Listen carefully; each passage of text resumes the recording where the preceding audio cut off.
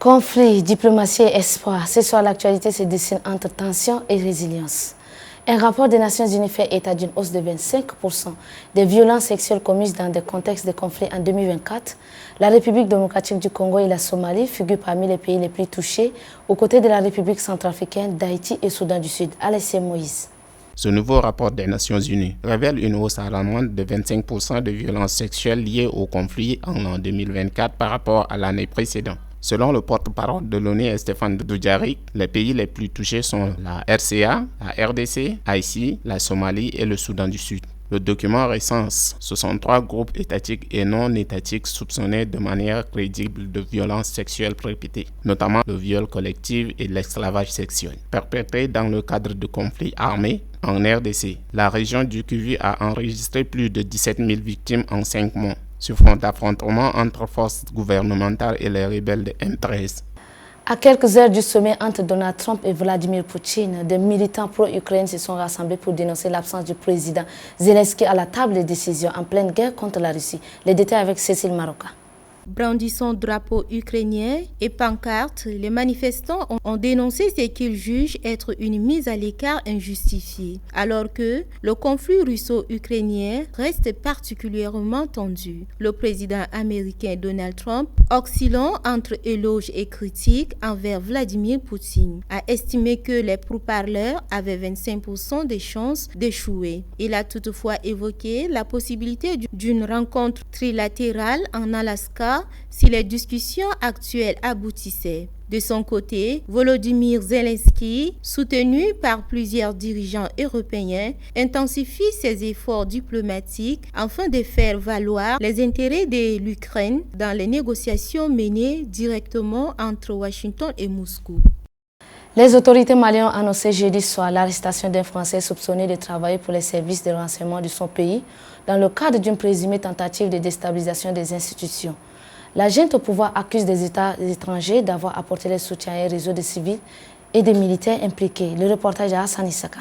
Dans un communiqué lu à la télévision nationale, la junte affirme avoir neutralisé un groupuscule d'éléments marginaux des forces armées et de sécurité maliennes accusés de préparer un renversement du pouvoir. Les autorités précisent que l'opération a conduit à l'arrestation d'au moins 55 militaires, dont 2 généraux de haut rang. Abbas Dembélé, figure respectée et ex-gouverneur du Mopti, récemment limogé, et Nema Sagara. Selon des sources sécuritaires, les interpellations ont visé principalement la garde nationale, corps d'origine du ministre à la défense, le général Sadio Kamara, pilier de la junte. Plusieurs des personnes arrêtées seraient proches de lui, mais ce dernier n'a pas été inquiété. Parallèlement, l'ancien premier ministre Shogel Kokala Maïga et plusieurs de ses ex-collaborateurs ont été placés en garde à vue cette semaine dans le cadre d'une enquête financière liée à sa gestion à la primature. Aucun lien officiel n'a été établi entre ces poursuites et la présumée tentative de coup d'État. Depuis son arrivée au pouvoir à la faveur de 2 putschs en 2020 et 2021, le colonel Assimi Goïta a rompu avec les partenaires occidentaux, notamment la France, au profit des rapprochements stratégiques et militaires avec la Russie. Le Mali, plongé dans une grave crise sécuritaire depuis 2012, reste confronté aux violences de groupes djihadistes affiliés à Al-Qaïda et à l'organisation État islamique, ainsi qu'à des tensions communautaires et à une crise économique persistante. À l'Expo universelle d'Osaka 2025, le Kazakhstan a marqué sa fête nationale par une série d'événements mêlant tradition et innovation. Brahim Mahamat.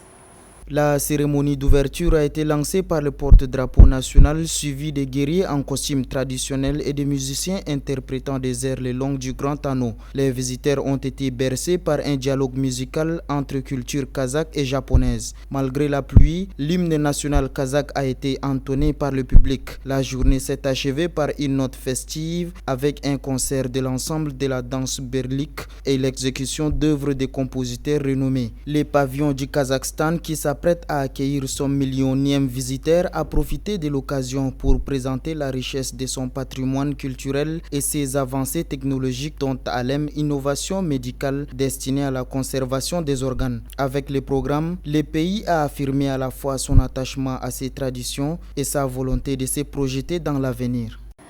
La Chine a donné le coup d'envoi de la toute première édition des Jeux mondiaux des robots humanoïdes, un événement inédit qui réunit des équipes venues des États-Unis, de l'Allemagne, du Japon et d'autres pays autour de disciplines dignes de compétitions sportives humaines. Les explications de Dicole Djingam Grasse.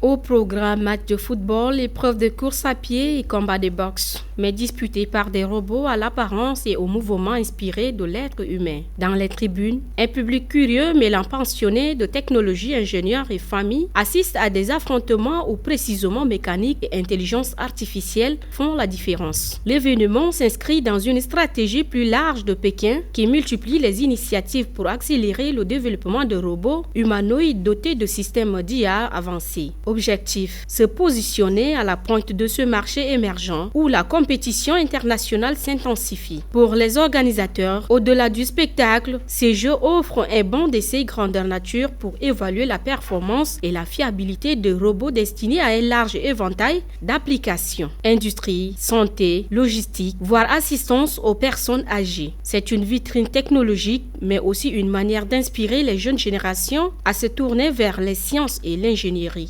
explique Li Wei, directeur du comité d'organisation. Les finales prévues ce week-end promettent déjà des confrontations spectaculaires entre les machines les plus perfectionnées du monde.